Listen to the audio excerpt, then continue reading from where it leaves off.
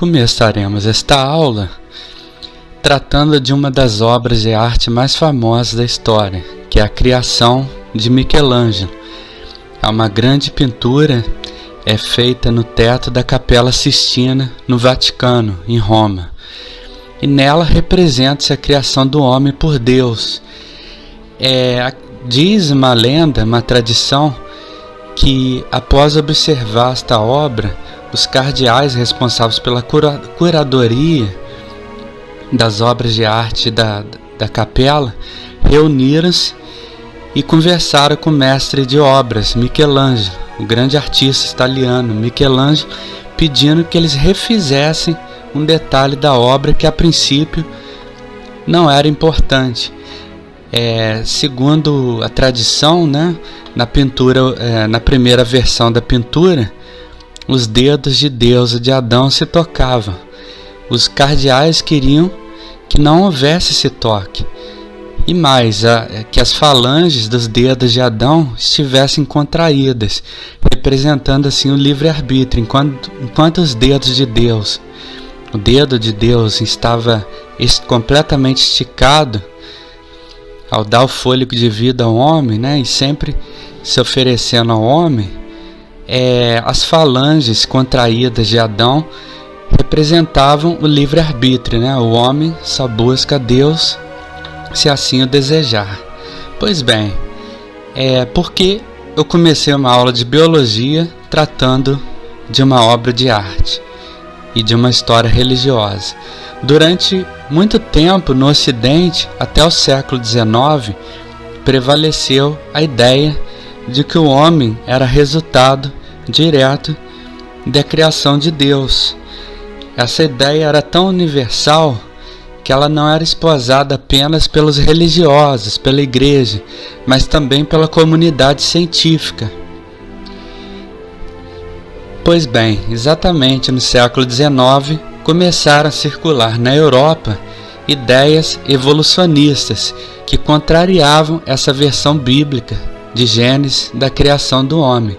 Diferentemente do que dizia a Igreja e a Sociedade Vitoriana da Inglaterra, os primeiros cientistas evolucionistas começarão a contestar essa versão, dizendo que na verdade o homem seria produto de uma evolução. E mais, afirmava-se que o homem teria parentesco com todas as demais espécies. Isso chocou a mentalidade da Igreja da Inglaterra, a mentalidade clerical das pessoas, e isso levou Charles Darwin, o principal teórico do evolucionismo, a comprar uma verdadeira briga com a Igreja. Essa é uma polêmica que perdura até hoje em alguns círculos religiosos mais fundamentalistas.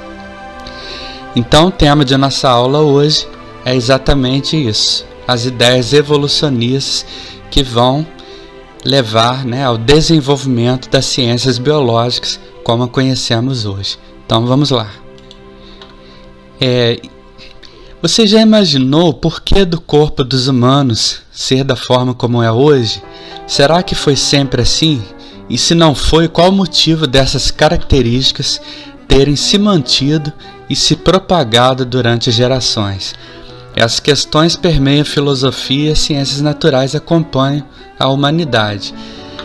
As primeiras ideias, então, para a criação da vida, para o surgimento das espécies, vão ser respondidas pelo que conhecemos como fixismo ou criacionismo. Antigamente se explicava as várias espécies, suas características, através do divino, ou seja, que a humanidade e as demais espécies se perpetuavam de acordo com a vontade de um Deus. Nessa época, a teoria mais aceita sobre o surgimento da vida era o criacionismo, segundo a qual uma divindade havia criado todos os seres vivos existentes. Dessa forma, a evolução biológica, processo em que os seres vivos sofrem modificações pela passagem dos séculos, não era conhecida até o século XIX. Neste período, a corrente de pensamento vigente era o fixismo.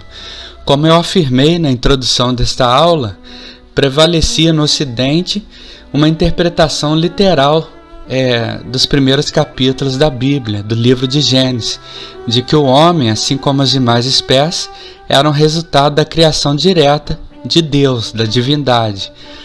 O fixismo coloca que todos os seres vivos foram criados por uma força divina e que, sendo essa força perfeita, os seres vivos seriam imutáveis, ou seja, não existem alterações entre eles, a não ser as que passam dentro do ciclo da vida. A vida é criada por essa força e por ela mantida. O único tipo de alteração que o fixismo, o criacionismo aceitava eram as modificações que seres humanos e animais sofriam no seu próprio ciclo.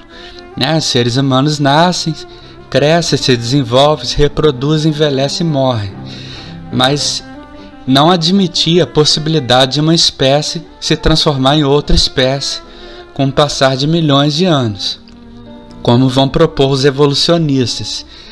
Essa ideia, então, era também, de certa forma, baseada no pensamento platônico. A filosofia de Platão, a filosofia platônica, imaginava a perfeição das formas. Então, se Deus era perfeito, o homem, que seria criado à imagem e semelhança de Deus, também seria perfeito. E sendo assim, ele não poderia ser resultado, ser produto de modificações exercidas pelas forças da natureza.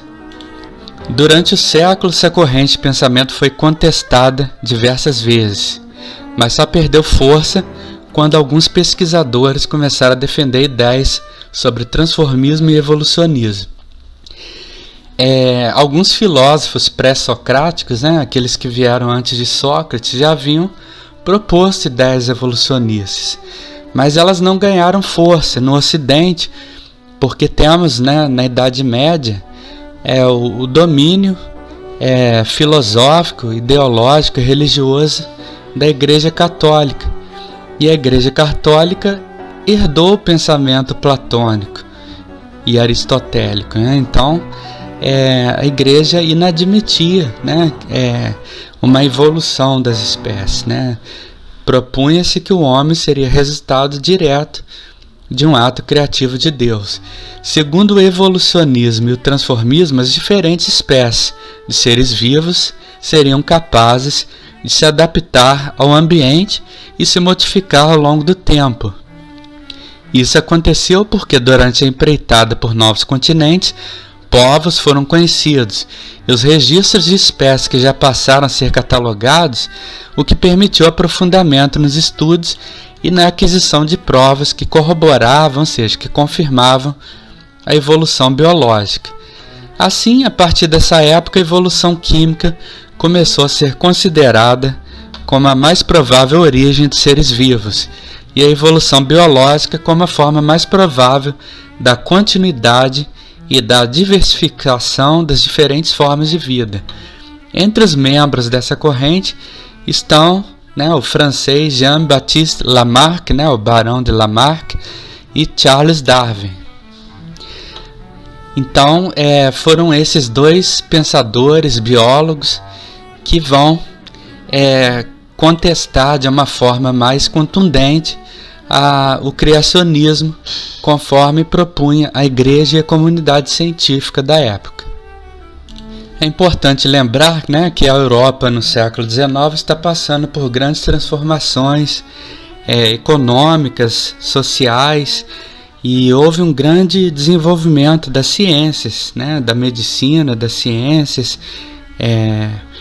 A ciência liberta-se da filosofia, já havia estabelecido o método científico como um de seus procedimentos de pesquisa, e também foram sendo descobertos novos continentes, e com novos continentes achados de fósseis de espécies que viveram num passado muito longínquo. Por exemplo, nós tivemos achados importantes de fósseis de dinossauros, que se tornaram mais comuns de serem encontrados no século XIX, com o intercâmbio entre os povos, com a colonização de novos continentes, e isso levou os cientistas a procurarem explicações, né, para que formas de vida tão diferentes tenham existido. Se o passado da Terra era recente ou relativamente recente, como propunha a tradição religiosa de alguns milênios, por que havia seres vivos, né, que possivelmente viveram há milhões e milhões de anos, né? Então, será que seres humanos não teriam convivido, não teriam vivido juntamente com essas espécies? Então, vários questionamentos começaram a ser feitos, né, a partir de observações das espécies recentes, de fenômenos que Charles Darwin, especialmente, observou e catalogou em sua viagem ao mundo, né, ao redor do navio Beagle. E, tendo em mãos os dados, ele teceu uma das teorias que foi uma verdadeira bomba atômica na sociedade conservadora, eclesiástica e vitoriana da Inglaterra do século XIX. Vamos ver então um dos precursores do evolucionismo biológico, Barão de Lamarck. Jean-Baptiste Lamarck, que nasceu na França em 1744, foi um naturalista e professor de grandes instituições na França, como a Academia Francesa de Ciências e o Museu Nacional de História Natural, além de ter escrito importantíssimas obras para a ciência. Lamarck concluiu que espécies simples são criadas pela geração espontânea. Então ele era um proponente daquela teoria de que as espécies, de que a matéria viva, né, de que formas de vida surgem da matéria não viva. É a abiogênese ou geração espontânea, né? Teoria que acreditava que novos seres vivos se formavam a partir da combinação de material orgânico e inorgânico, sem a necessidade de cruzamento genético. Com o passar do tempo, essa espécie simples se tornava um pouco mais organizada, e isso acontecia de acordo com a necessidade dessa espécie no ambiente inserido. As novas especificidades eram passadas para os descendentes, não mais tão simples, dessa espécie. Este pensamento foi ampliado para todas as espécies. Então era o seguinte, um indivíduo pertencente a uma espécie poderia surgir espontaneamente e adquirir características mais complexas, e as características seriam passadas aos seus descendentes. Será que Lamarck teria razão? No início do século XIX, Lamarck coloca que as mudanças que as espécies sofrem ao longo dos anos são resultado do convívio com o meio e são transmitidos para os descendentes. A partir de 2 preceitos, Lamarck propôs essa teoria.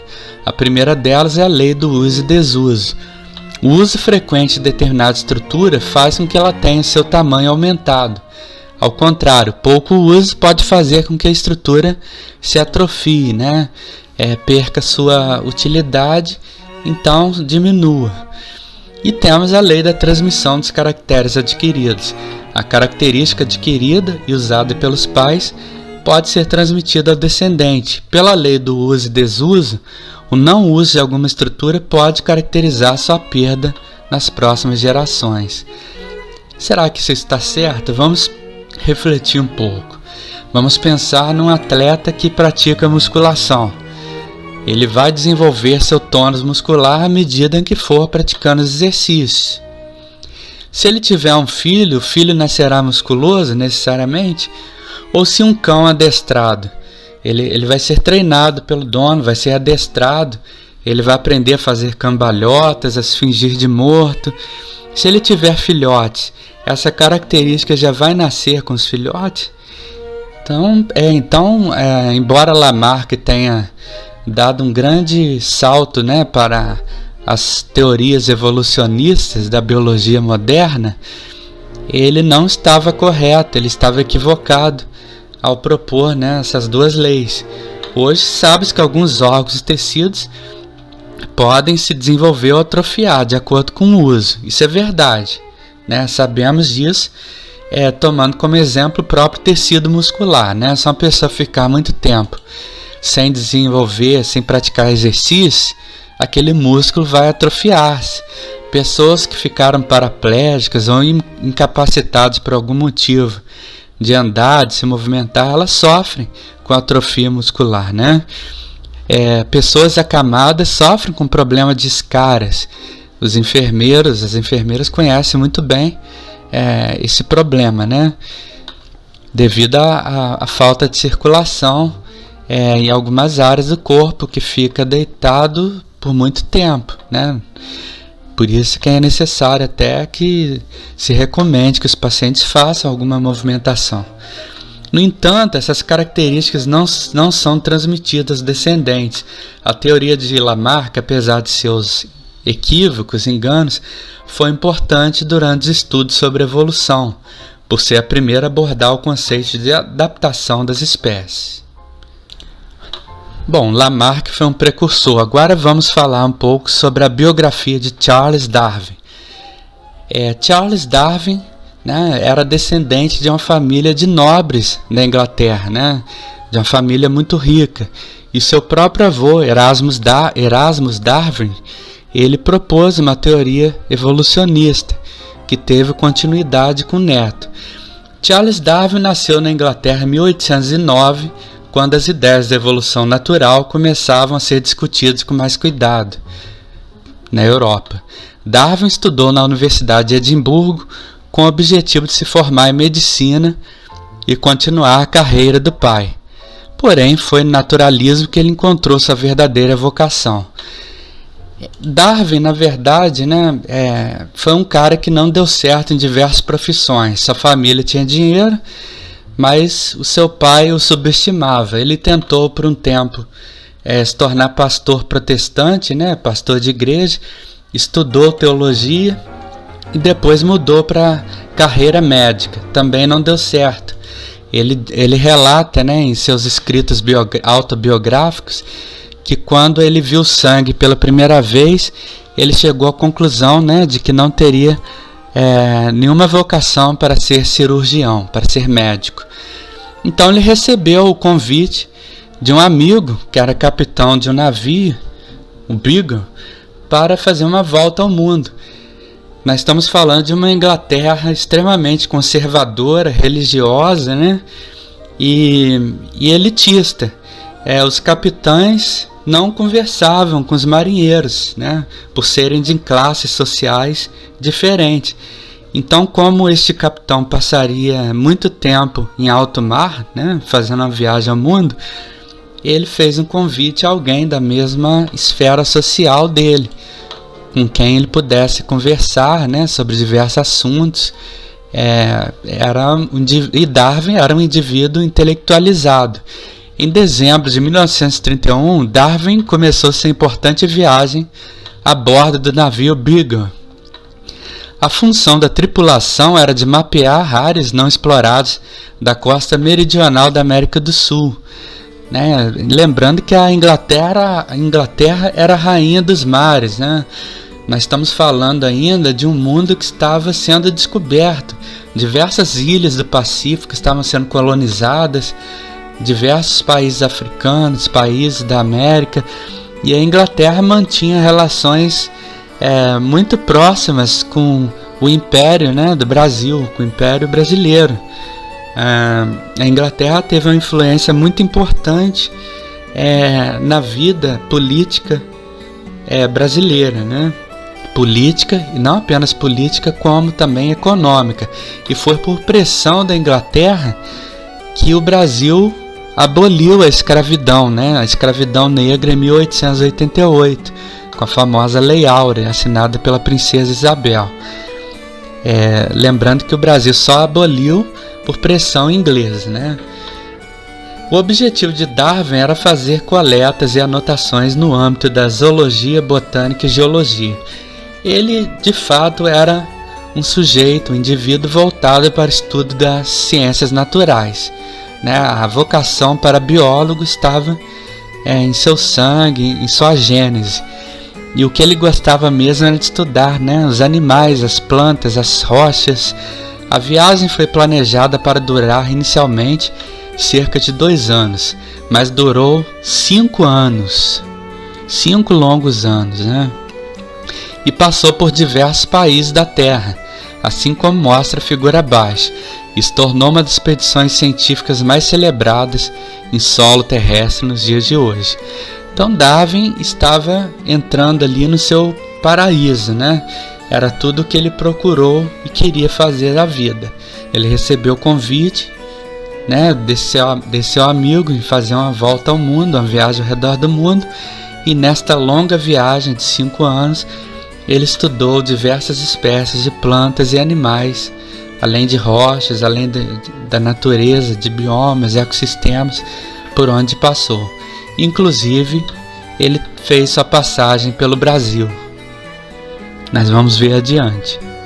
O que Charles Darwin viu no Brasil? A passagem de Charles Darwin, 1809-1882, pelo Brasil, pode ter sido muito mais importante para a teoria da evolução das espécies do que se costuma imaginar.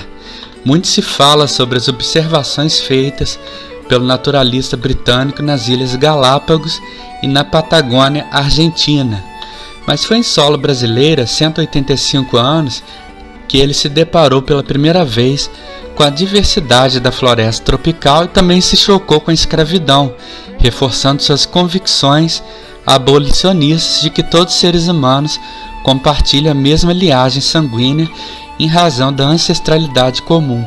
Então Darwin, como vocês estão vendo aqui, era contrário, né, à escravidão. E ele ficou chocado ao observar, né, que a escravidão ainda era uma instituição em pleno funcionamento no Brasil em fins do século XIX. Embora a estadia na capital baiana tenha sido curta, Darwin passeou pela cidade e chegou mesmo a explorar um pouco do interior, coletando amostras de plantas, insetos e até um lagarto. Num dos trechos de seu diário, ele nota que coletou uma grande quantidade de flores, tão brilhantes e coloridas que seriam capazes de fazer um florista enlouquecer. Ainda na cidade, Darwin enfrentou pelo menos 2 experiências que considerou assustadoras: uma forte tempestade tropical e o Carnaval de Rua de Salvador, né, em que foi acertado pelas bolas de cera recheadas de água, o chamado limão de cheiro, usado na época dos festejos. Era um costume local. Ele ficou horrorizado, né, com esses costumes. Ele era de linhagem nobre, né? Imagine só, um inglês com toda aquela formalidade e fleuma britânica, né, em pleno carnaval de rua em Salvador, né? Em 4 de abril, o navio chegou ao Rio de Janeiro, onde o naturalista ficaria por mais 4 meses.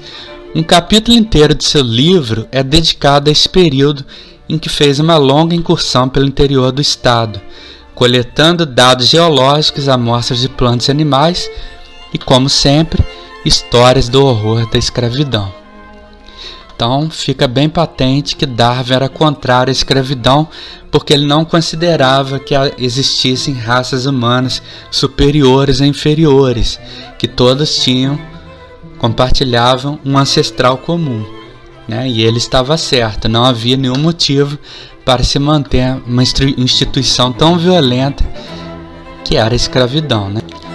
Vamos ver agora a passagem de Darwin, né, a outros países da América do Sul. Eu já tive a oportunidade de visitar alguns museus de ciências naturais da Argentina, do Chile, e vi uma grande coleção de espécies, né, de espécimes, de exemplares de dinossauros, da fauna, da flora desses locais, e realmente existe uma grande diversidade, né, de animais e plantas nessas regiões da América do Sul. E isso, né, evidentemente catalisou a atenção de Darwin. Um dos importantes lugares visitados pela tripulação do Beagle foram as Ilhas de Galápagos, território que pertence ao Equador. Galápagos é um arquipélago de origem vulcânica pouco explorado, o que torna a vida selvagem variada, com espécies raras e também grandes variações dentro das mesmas espécies. Essa diversidade estimulou grandes pensamentos sobre a vida animal. Nessa ilha foi possível conhecer, coletar e fazer anotações sobre diversas espécies, algumas desconhecidas para Darwin até então. Então as Ilhas Galápagos ficam no Oceano Pacífico. Eu também já conheci o Oceano Pacífico, mas naquela região andina, né? Entre as cidades de Valparaíso e Vinha del Mar, no Chile. Mas as Ilhas Galápagos, elas ficam situadas um pouco mais distante da costa do continente sul-americano. E nessas ilhas há uma grande biodiversidade. Uma das espécies que mais chamaram a atenção de Darwin foram as tartarugas de Galápagos, tartarugas gigantes, e também os tentilhões, né? Que eram aves que existiam naquelas ilhas e que apresentavam diferenças significativas, o que chamou a atenção de Darwin. Por que, sendo aves de uma mesma espécie, elas possuíam bicos diferentes? Então Darwin ficou intrigado, né, com essas variações dentro de uma mesma espécie. Darwin observou que essa diversidade se dava tanto em relação à diversidade de espécies, como na variação de características de indivíduos de uma mesma espécie. Por exemplo, os iguanas apresentavam variações de acordo com seu habitat. Iguanas terrestres tinham uma coloração avermelhada, enquanto as marinhas apresentavam a pele com tons escuros e úmida.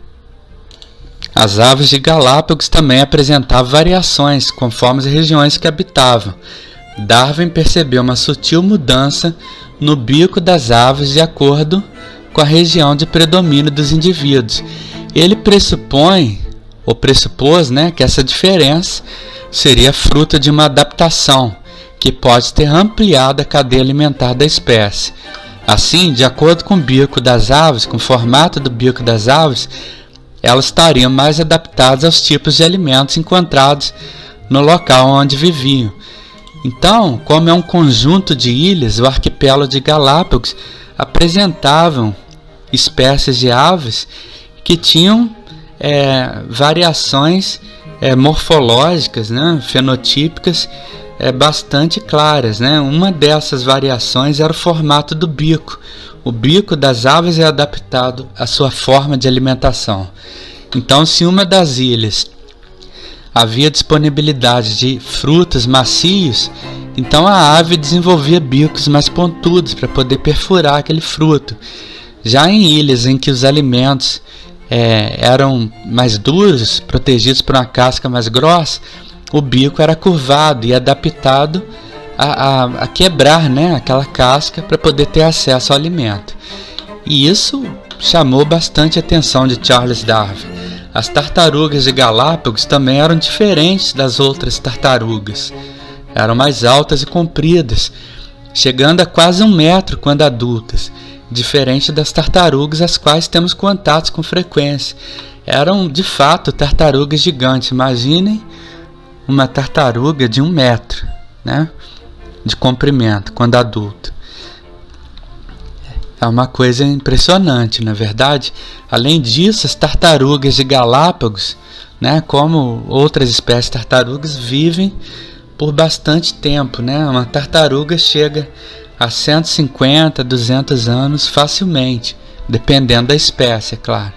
Até recentemente, né, havia tartarugas de Galápagos vivas desde a época de Darwin. Aqui temos, né, uma iguana terrestre de Galápagos, aves de Galápagos e tartarugas de Galápagos. Posteriormente, essas observações e anotações foram partes do livro de Darwin, A Origem das Espécies, obra considerada um pilar da ciência moderna e estudada até os dias de hoje. Eu tenho este livro, já li este livro, e de fato é uma obra excepcional, fantástica, né? Em pleno século XIX, Darwin escrevia sobre assuntos que até hoje intrigam, né, e encantam os biólogos do mundo inteiro. Neste livro, Darwin coloca o processo de evolução sobre 3 aspectos. Então, o primeiro deles, seres vivos de forma geral têm um número de descendentes maior que o necessário para substituir os pais. Então, nascem muitos descendentes, né? Nascem muitos indivíduos. 2. Os descendentes de uma mesma prole, em sua maioria, não são idênticos. eles apresentam variabilidade genética, né? Mesmo sendo irmãos, os irmãos, a não ser os gêmeos univitelinos, eles não são idênticos uns aos outros, eles são diferentes, tanto morfologicamente, fenotipicamente, quanto fisiologicamente, quanto em suas personalidades também, né? Psiquicamente. 3. O número total de indivíduos de uma mesma espécie permanece constante em um determinado recorte de tempo.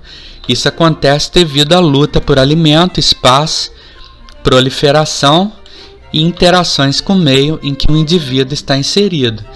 Então, os seres vivos, eles se adaptam, né, ao ambiente. Então, a adaptação é um conceito importante para a teoria que Darwin vai desenvolver no seu livro A Origem das Espécies, que é a teoria da seleção natural ou darwinismo, como queira. Darwin foi inspirado, né, nas teorias malthusianas, né? Malthus, o reverendo Malthus, que também era um economista, ele escreveu um livro que se tornou muito famoso na época. Ele dizia que enquanto a humanidade se desenvolvia em progressão geométrica, os alimentos se desenvolviam em progressão aritmética, o que o fez concluir, né, que faltaria alimento para a humanidade caso a humanidade continuasse crescendo naquele ritmo, né? Só que ele não considerou, né, o desenvolvimento das técnicas, da mecanização, da indústria nascente, né, desde a Revolução Industrial, que também aconteceu na Inglaterra no século XVIII, a partir do século XVIII, que houve a mecanização, né, da produção, né, que surgiu as linhas de montagem, Fordismo, Taylorismo, e a mecanização também das práticas do campo, né, da agricultura. Então, o reverendo Malthus não considerou. Darwin ficou bastante influenciado por essas teorias malthusianas. A teoria de Darwin ficou reconhecida mundialmente como a teoria da seleção natural ou darwinismo, segundo a qual a seleção seria feita pelo ambiente, onde os indivíduos possuem as melhores adaptações a esse ambiente e sobrevivem. Essas adaptações consistem em características que surgem ao acaso em determinado indivíduo e que aumentam sua chance de sobreviver no ambiente e também de transmitir essas adaptações aos seus descendentes. Então, o indivíduo ele se adapta ao ambiente, né? Então, com o passar de um longo período de tempo, o acúmulo de características que hoje nós chamamos na genética de mutações vai levar, né, à especiação, ao surgimento de novas espécies. Além de aumentar a chance do indivíduo sobreviver, né, mantém o número de espécies, né, o total de indivíduos de uma espécie constante em determinado período de tempo. Um outro cientista chamado Alfred Russel Wallace, 1823-1913, também pesquisou sobre a evolução das espécies através de viagens pelo mundo e chegou a conclusões idênticas às observadas por Darwin. Então vejam bem, aqui temos um conflito, né? Darwin já havia desenvolvido bastante essa teoria, mas ele hesitou em publicar sua teoria quando retornou à Inglaterra. Ele ficou trabalhando em seu livro Evolução das Espécies por cerca de 30 anos. E por que ele não publicou, né? Ele sabia que se publicasse seu livro, a sua teoria, ele causaria um escândalo muito grande na sociedade conservadora e religiosa da Inglaterra. Afinal de contas, a sua teoria dizia que os seres humanos não seriam produtos de uma criação especial de Deus, mas seriam produtos de um processo evolutivo, e nós teríamos parentesco com todas as demais espécies de seres vivos através do que ele chamou, né, de evolução ou de evolucionismo. Algo que hoje, né, a genética mostra de uma maneira exuberante, né? Na época, tabloides ingleses, jornais, tabloides ingleses, depois que Darwin finalmente publica essa teoria, eles faziam charges, caricaturas de Darwin, né, com corpo de macaco, porque Darwin, embora não tenha afirmado abertamente, né, no seu livro A Origem das Espécies, que o homem é descendente ou compartilha um ancestral comum, né, com os macacos e com outras espécies de animais, eles deixam subentender isso. Essa teoria fica facilmente concluída a partir da leitura do livro, né? Mas vamos fazer algumas correções. Darwin, em momento algum, afirmou que o homem, que a espécie humana, é descendente de macacos. O que a teoria afirma, a teoria evolutiva afirma, é que seres humanos e os atuais primatas, né, chimpanzés, orangotangos, gorilas, gibões, micos, etc., compartilham um ancestral comum que já não existe, ele foi extinto, né? A partir desse ancestral comum houve ramificações evolutivas, né? Se fôssemos nos basear na genética, vamos pensar o seguinte: nós compartilhamos 99% de semelhanças genéticas com chimpanzés, com macacos, né? Então é algo bastante forte, né, para dizer que a teoria da evolução não tem base. Um outro aspecto, uma outra ideia falsa, né, que as pessoas têm sobre a teoria da evolução das espécies é de que somente os mais fortes sobrevivem. Se os mais fortes sobrevivem, porque os dinossauros não estão aí até hoje? Bom, a teoria na verdade não diz que são os mais fortes necessariamente que sobrevivem, e sim os mais aptos, aqueles que têm a capacidade de se adaptar ao ambiente, né? E isso explica muita coisa. O fato de dinossauros não mais existirem, mas o fato de os mamíferos terem, né, dominado o mundo, vamos dizer assim, né? Então existem muitas ideias equivocadas sobre a teoria da evolução da espécie. Uma outra ideia muito frequente que a gente escuta as pessoas dizerem é o seguinte: se o homem veio do macaco, por que os macacos não estão evoluindo até hoje, até os dias de hoje? Na verdade, né, como eu expliquei, a teoria não afirma que os homens descendem dos macacos modernos. Além disso, a evolução é um processo lento, é um processo que demanda milhões e milhões de anos para se observar, né? Não podemos afirmar que a espécie humana, por exemplo, tenha parado de evoluir, né?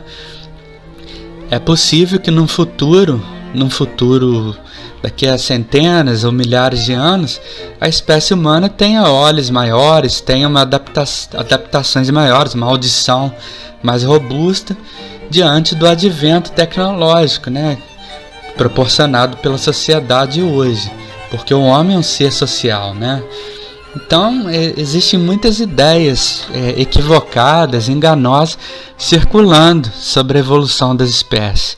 Temos que entender, né, que a evolução, como veremos na parte 2 dessa aula, ela é mais do que uma teoria de opinião de mesa de bar, né? Ela é uma teoria científica bastante robusta e fortemente comprovada, né, ou evidenciada pelas descobertas científicas modernas. Então a teoria evolutiva, ela não é apenas uma opinião, um achismo, ela é uma teoria científica que tem bases muito fortes e podemos assim dizê-la como a teoria verdadeira. Como dizia o biólogo Theodor Rubczynski, né, nada se faz em biologia sem que seja a luz da evolução. Até mesmo a questão, né, do coronavírus. Recentemente eu li um artigo em que afirmava-se que seres humanos, que pessoas que têm DNA do homem de Neandertal, que seria uma espécie humana já extinta, mas que se cruzou com Homo sapiens, né, num passado remoto da humanidade, elas têm uma reação muito mais intensa, muito mais letal à ação do coronavírus do que as pessoas que não têm DNA neandertal, ou seja, as pessoas estão mais vulneráveis, mais fragilizadas diante da pandemia de Covid-19, né? Então, vejam bem que a teoria da evolução ela é a base das pesquisas biológicas modernas. Ela intercepta áreas importantes das ciências biológicas, como a genética, como a área médica, enfim, microbiológica, imunológica, e dentre as várias ramificações dessa fascinante ciência. Para concluir essa aula, vamos fazer uma reflexão aqui e diferenciar teoria e lei. Qual a diferença entre teoria e lei? Por que a seleção natural de Darwin é teoria? Na ciência chamamos de teoria o que é fortemente embasado por diversas pesquisas feitas de forma independente por cientistas ao longo do tempo. Nós vimos acima que Alfred Russel Wallace chegou às mesmas conclusões de Darwin, mesmo trabalhando de maneira independente, o que obrigou Darwin a publicar finalmente o seu livro A Origem das Espécies. Senão, apenas Wallace receberia o mérito, né, da teoria evolutiva. Por isso que a teoria da evolução, a teoria é conhecida também, né, como teoria da seleção natural de Darwin e Wallace, que ambos pesquisadores, trabalhando de maneira independente, publicaram essa teoria. Não é um mero palpite de mesa de bar. Além disso, uma teoria científica não chega à maturidade depois de fazer 18 anos e se transforma em lei. Não, as teorias científicas, enquanto as teorias científicas explicam fenômenos da natureza, as leis são descrições generalistas desses fenômenos. Então, teoria não é uma versão menos confiável que uma lei, longe disso. Enquanto as teorias científicas explicam fenômenos da natureza, as leis são descrições generalistas desses fenômenos. São termos bem diferentes. Por exemplo, a evolução é uma teoria, mas não é uma teoria qualquer. Segundo o biólogo alemão Ernst Mayr, 1904-2005, a evolução é uma teoria que se transformou em um fato devido à imensa quantidade de evidências que a suportam. É um fato, assim como o fato da Terra circular ao redor do Sol. Lembrando, né, que Nicolau Copérnico e Galileu Galilei julgaram por terra a teoria geocêntrica, que afirmava na época que a Terra seria o centro do universo. Eles mostraram que não, que na verdade a Terra não passa de mais um planeta que gira ao redor do Sol, né? O que contrariou o pensamento católico da época. Uma das suas mais importantes forças propulsoras é a teoria da seleção natural. Enquanto podemos considerar a evolução como fato de que o mundo não é constante e de que os organismos são transformados ao longo do tempo, a teoria da seleção natural seria o mecanismo que explica em grande parte como essas constantes e graduais transformações ocorrem. As evidências de que a seleção natural é real e de extrema importância para a evolução biológica são incontáveis e de diversas áreas de conhecimento, desde históricas, que passa pelo registro fóssil, até experimentais, como descrito em bactérias e peixes. Então podemos afirmar que sim, a seleção natural é uma teoria científica, e isso não diminui sua importância e seu embasamento científico. Em suma, a teoria da seleção natural não é apenas mero achismo ou opinião, não é questão também de crença, né? A teoria da evolução não desrespeita nenhuma crença religiosa. É possível muito bem uma pessoa ser religiosa e acreditar na evolução das espécies. Não são conceitos excludentes, né? A teoria da evolução não é algo que surgiu para poder comprar uma briga com a fé, com a igreja. Não, nada disso. Embora existam alguns grupos fundamentalistas de ambos os lados, seja do lado religioso, seja do lado científico, que querem tornar incompatíveis esses conceitos, são apenas formas diferentes de conhecimento. Mas a evolução é uma teoria científica robusta e que tem várias e várias evidências, que é o assunto de nossa próxima aula. Ela é tão forte que Darwin hesitou por bastante tempo em publicar seu livro. E quando publicou, colocou o mundo em transformação, né? Mudou para sempre a história do mundo. As teorias darwinistas incendiaram, vamos dizer assim, a Inglaterra e toda a Europa. Então até a próxima aula, espero que tenham gostado. Na próxima aula nós estudaremos as evidências científicas da evolução das espécies. Então até lá.